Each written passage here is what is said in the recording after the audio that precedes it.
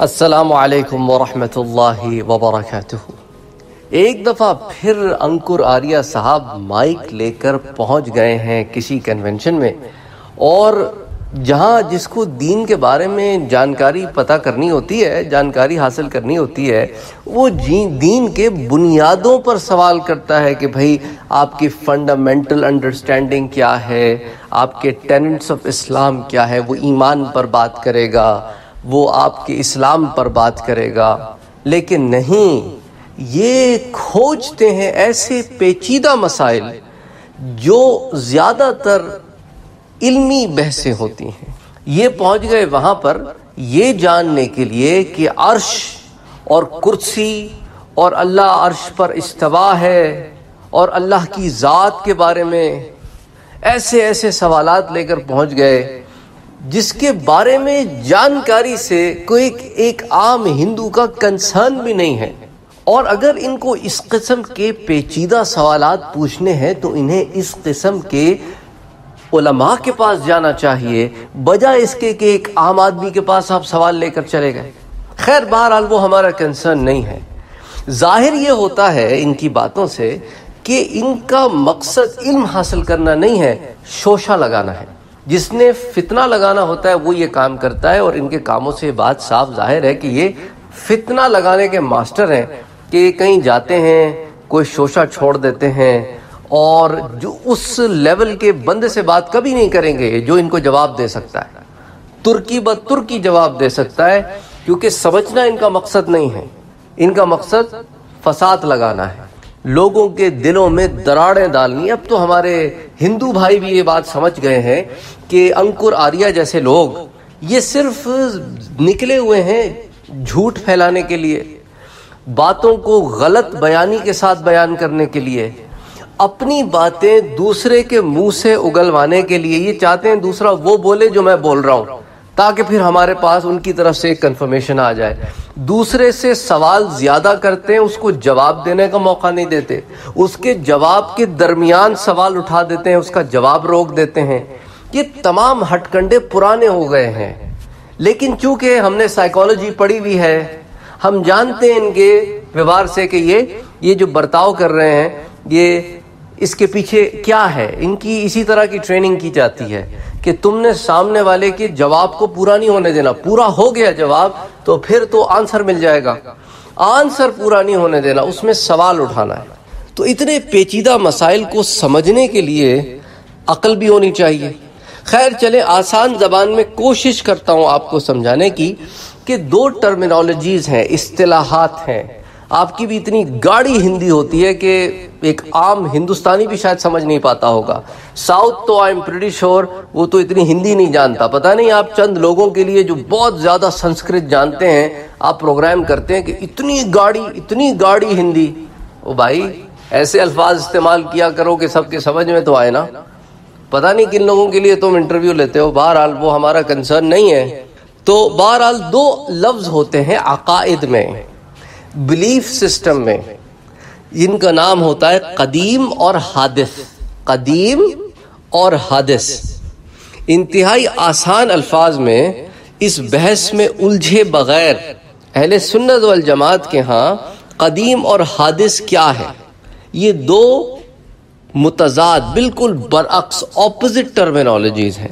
کوئی بھی چیز عارضی ہو، ٹیمپرری ہو، اس کو کہتے ہیں حادث، اور کوئی بھی چیز جو دائمی ہو، فار ایور ہو، اس کو کہتے ہیں قدیم۔ تو لفظ قدیم سے مراد پرانا نہیں ہے۔ اس لیے میں آپ سے کہہ رہا ہوں کہ ان کی ٹرمینالوجیز کو ان کے مقام پر سمجھنے کی ضرورت ہوتی ہے۔ اپنی مرضی سے ٹرمینالوجیز کو ڈیفائن نہیں کیا جاتا، اور یہ کام آپ لوگ بہت خوبصورتی سے کرتے ہیں کہ اپنی مرضی سے مطلب جو نکالتے ہیں، آگے پیچھے آیت کچھ نہیں، بس وہ ایک ٹکڑا اٹھا لیا، ہم کافر ہیں، ٹھیک ہے، قرآن کہتا ہے جہاں کافر ملے انہیں مار دو۔ او خدا کا خوف کرو یار، خدا کا خوف کرو۔ ہر چیز اپنے مرضی سے، مقصد سے تم اٹھاتے ہو، کہیں سے بھی اٹھا لیتے ہو کچھ بھی، اور پھر بولتے ہو کہ بھئی دیکھو قرآن میں لکھا ہے۔ ہر چیز کا ایک سیاق و سباق ہوتا ہے، کانٹیکسٹ ہوتا ہے۔ اب تم پوچھتے ہو تو ہم کیا ہیں، ہم کافر ہیں یا مومن ہیں؟ اس کے اوپر بھی ایک اس نے پروگرام کیا، ہم کافر ہیں کہ مومن ہیں۔ وہ بھائی تو نے اسلام کو پڑھ کے جھٹلا دیا، تو کافر ہے۔ پہلے تو مشرک تھا، ٹھیک ہے، تو مشرک تھا کیونکہ تو نے اللہ کے ساتھ شرک کیا۔ اللہ جو ایک ہے اس کے ساتھ تو نے بہت سوں کو جوڑا، تو نے شرک کیا، تو مشرک ہو گیا۔ پھر حق جاننے کے بعد جھٹلایا تو کافر ہو گیا۔ اسلام میں کہیں بھی نہیں لکھا ہوا کہ کافر ہے انہیں مار دو، کہیں نہیں لکھا ہوا۔ یہ تم اپنی مرضی کی جو باتیں ہیں نا، یہ دوسروں کے منہ میں مت ڈالا کرو۔ ہر چیز کا ایک سیاق و سباق ہوتا ہے۔ جو آیتیں تم اٹھا کے لاتے ہو وہ یدھ کی آیتیں ہیں، اور یدھ بھی وہ جو کافروں نے کیا۔ تو تم جب یدھ کرنے جاتے ہو تو تم کیا پھول لے کے جاتے ہو یدھ کرنے کے لیے؟ اور خدا کا خوف کرو یار، کوئی عقل کی بات کیا کرو۔ یہ ہاتھ جوڑ کے نمسکار اور پیچھے پیٹھ میں چھرا، یہ بیکار کی پالیسیز ہیں، ان کو چھوڑو اور have a one face, have one face. اگر تو تم فساد لگانے نکلے ہو تو بولو میں فساد لگانے نکلا ہوں، میرا کام ہے بھارت میں نفرت پھیلانا، اور میں نفرت کا علم بردار ہوں، میں نفرت کا جھنڈا لے کے نکلا ہوں۔ تم ایک جھنڈا لے کے نکلو، اس پہ لکھو کہ میں ہندو اور مسلمان کے درمیان دراڑ ڈالنے کے لیے آیا ہوں، اور میری زندگی کا یہی مقصد ہے، اور میرے آس پاس جو لوگ ہیں ان کا بھی یہی مقصد ہے۔ لیکن یہ ہاتھ جوڑ کے نمسکار کر کے پھر اس کے بعد آگے اپنا نفرت پھیلانا، یہ چھوڑ دو یار۔ اور نام لیتے ہو تم سناتن دھرم کا، اور پیس تو تم میں نام کی نہیں ہے۔ وائلنس تم پروپیگیٹ کرتے ہو اپنی زبان سے، کہ لوگوں کے دلوں میں اتنی نفرت ڈال دو کہ لوگ ایک دوسرے سے دور ہو جائیں۔ سارا وقت میں غم لگا رہتا ہے کہ ہندو عورتوں کو جو ہے وہ کنونس کیا جا رہا ہے، ہندو عورتوں کو۔ وہ اللہ کے بندے، اتنی تمہیں چنتا کیوں ہے دلت کی اور ہندو عورتوں کی؟ اس کی وجہ یہ ہے کہ تمہارے دل میں چور ہے، تم جانتے ہو تم نے ان کے ساتھ انیائے کیا ہے۔ اب انہیں تعلیم کے ساتھ یہ شعور آ گیا ہے کہ وہ ہمارے ساتھ تو انیائے ہوا ہے، انجسٹس ہوا ہے۔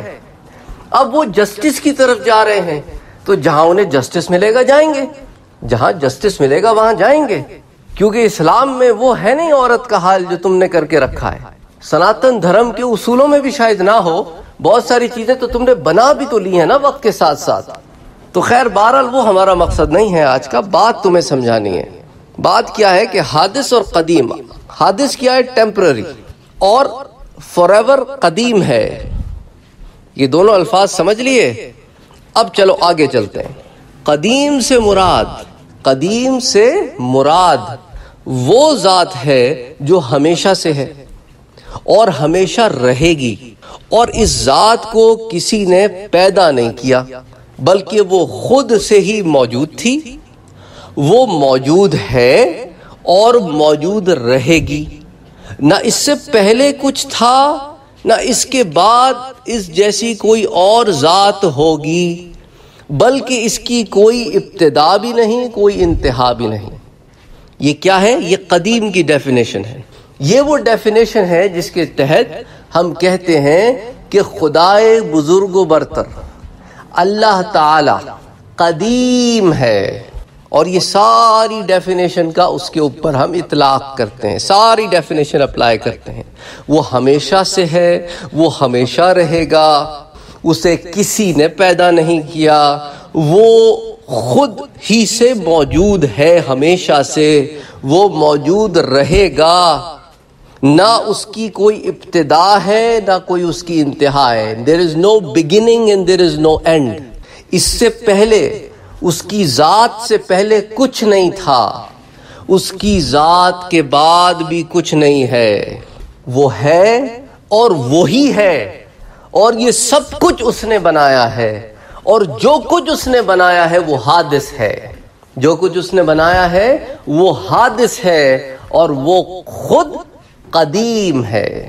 اب یہ بات تمہاری سمجھ میں اس لیے نہیں آتی کیونکہ تم نے بھگوان کی بھی کریشن پڑھ رکھی ہے اپنی کتابوں میں، کہ بھگوان بنتے ہیں، تو اس لیے تمہارے ذہن میں بات نہیں آتی کہ کیسے ہو سکتا ہے کہ یہ کیسا بھگوان ہے جو خود سے ہے، اس کی بھی تو کبھی شروعات ہوئی ہوگی۔ تمہاری تمام جتنی بھی گتھیاں ہیں اس کو ایک شاعر نے بڑے خوبصورتی سے سلجھایا ہے۔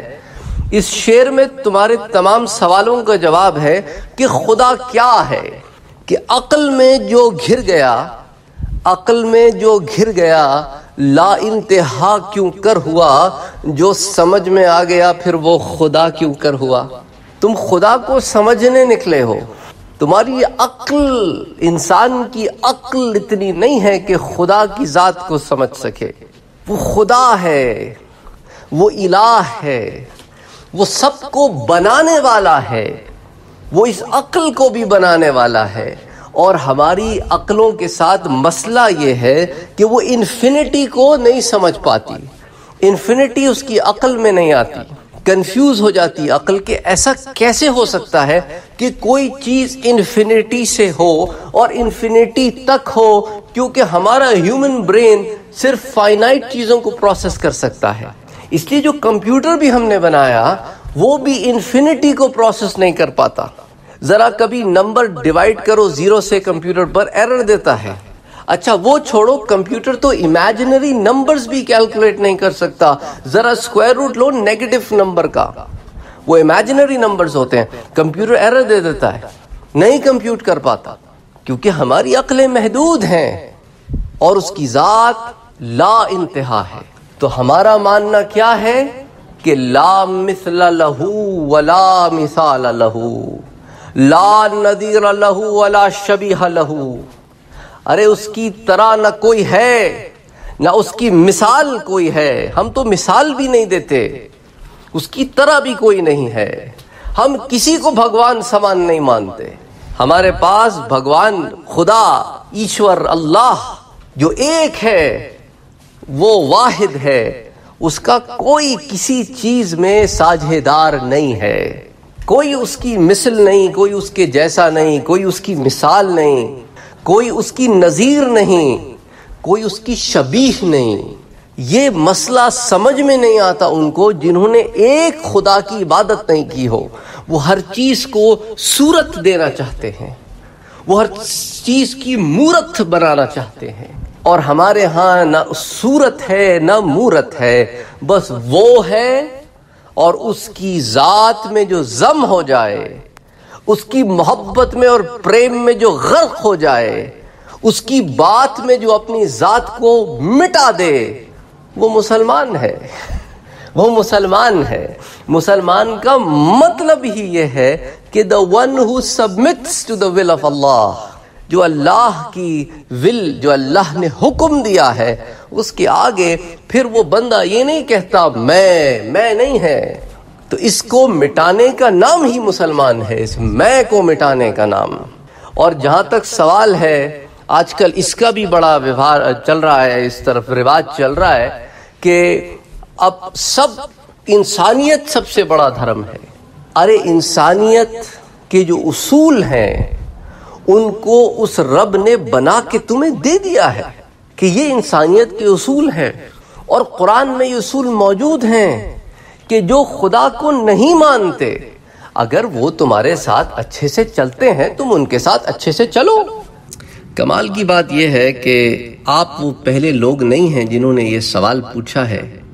فرعون جیسا بادشاہ، فرعون جیسا راجہ جو ایک ایمپائر کا راجہ تھا، جب موسیٰ علیہ السلام فرعون کے پاس گئے تو اس نے بھی یہی سوال اٹھایا کہ موسیٰ، آپ کہتے ہیں کہ آپ اپنے رب کی طرف سے بھیجے ہوئے اس کے رسول ہیں، اس کے میسنجر ہیں، مجھے ایک بات تو سمجھا دیں موسیٰ۔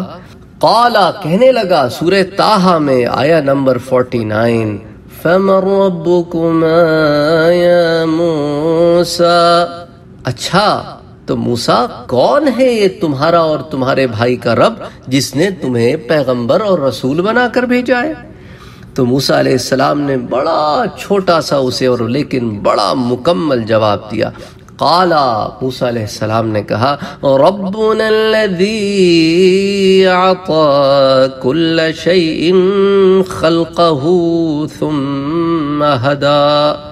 ہمارا رب تو وہ پاک ذات ہے جس نے عطا کی ہر چیز کو جو اس نے بنائی، اس کی حیثیت، اس کی ساخت، اس کی پہچان، اور اس کو تخلیق کر کے، اس کو بنا کے، اس کو اس کی پہچان دے کر ثم ہدا، پھر راستہ بھی بتا دیا۔ لیکن انسانوں میں ہی کچھ ایسے مورکھ ہیں جو صحیح راستہ بتائے جانے کے باوجود اسے سمجھتے نہیں، بلکہ ان کی اکڑ آتی ہے اور وہ میں پھنس جاتے ہیں۔ تو اگلا سوال کرنے لگا موسیٰ، چلو یہ تو ہماری بات ہو گئی، فما بال القرون الاولی، تو اچھا پہلے جو قومیں گزر گئیں پھر ان کا کیا معاملہ ہوگا؟ تو موسیٰ علیہ السلام نے کہا اس کی چنتا کرنے کی تجھے ضرورت نہیں ہے فرعون، تو اپنا کام کر، تو یہ فکر کر کہ تو ہدایت پالے۔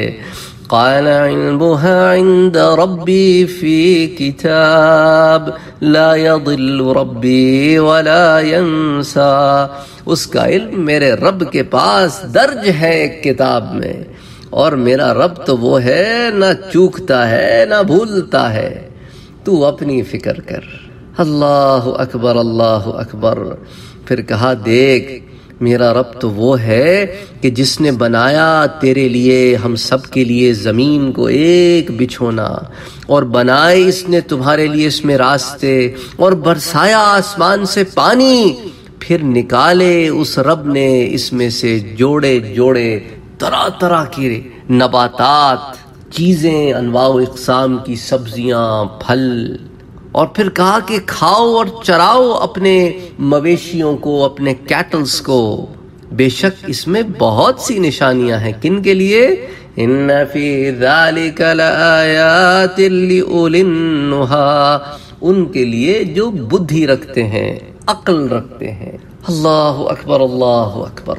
اللہم صلی وسلم وبارک علی سیدنا وحبیبنا وشفیعنا محمد صلی اللہ علیہ وسلم۔ پھر اگلی دفعہ ان کا جو اگلا سوال تھا وہ عرش سے متعلق تھا۔ یہ اس کو لے کر بھی بڑے کنفیوز ہیں کہ یہ عرش کیا ہوتا ہے اور یہ کرسی کیا ہوتی ہے، تو کیا خدا کرسی پہ بیٹھا ہوا ہے عرش کے اوپر؟ اور اس سے ملتے جلتے ان کے بہت سارے سوال ہیں، ان کو دیکھیں گے پھر اگلی دفعہ۔ آج یہیں پر اکتفا کرتے ہیں۔ السلام علیکم ورحمۃ اللہ وبرکاتہ۔